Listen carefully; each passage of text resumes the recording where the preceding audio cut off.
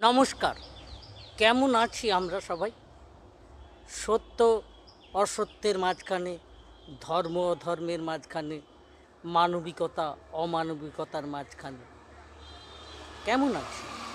এই কেমন আছিটা দেখতে গেলে সত্য কী, অসত্য কী, ধর্ম কী, অধর্ম কী, মানবিকতা কী, অমানবিকতা কী, আমাদের কানে একটা শব্দ গুঁজে দেওয়া হয়েছে, যে শব্দটা হচ্ছে ধর্ম নাকি মানবিক, ধর্ম নাকি দয়াময়, ধর্ম নাকি করুণার একবারে ঘনঘটা থাকে।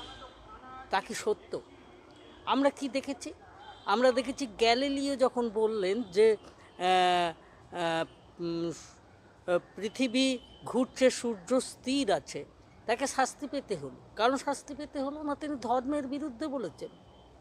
খ্রিস্টান ধর্মে বলা হয়েছে যে পৃথিবী হচ্ছে সূর্যের অধিপতি এবং সব কিছু পৃথিবীকে কেন্দ্র করেই ঘুরছে। এই ধর্মমতের যেহেতু বিরোধিতা হলো, সেহেতু গ্যালিলিওকে, জিওদার্নো ব্রুনোকে শাস্তি পেতে হলো। আরে না না, আমি খ্রিস্টান ধর্মের বিরুদ্ধে বলছি না।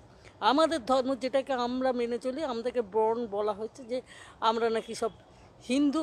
সেই হিন্দু ধর্মেই দেখুন না আমাদের কি হয়েছে। আজকে যদি জিও, আজকে যদি রাজা রামমোহন রায়, আজকে যদি বিদ্যাসাগর না আসতেন, তাহলে আমাদের নারীদের অবস্থা কোন জায়গায় পৌঁছতো। আমরা তো সতীদাহ প্রথা নিয়ে গর্ব করেছি, আমরা সতীদের পুড়িয়ে মেরেছি, মেয়েদের পুড়িয়ে মেরেছি। এ তো আমার ধর্মই বলেছে। কোথায় মানবিক? আরও কথা আছে, পরে হবে আপনাদের সঙ্গে। আজকে এই পর্যন্ত রাখলাম। নমস্কার।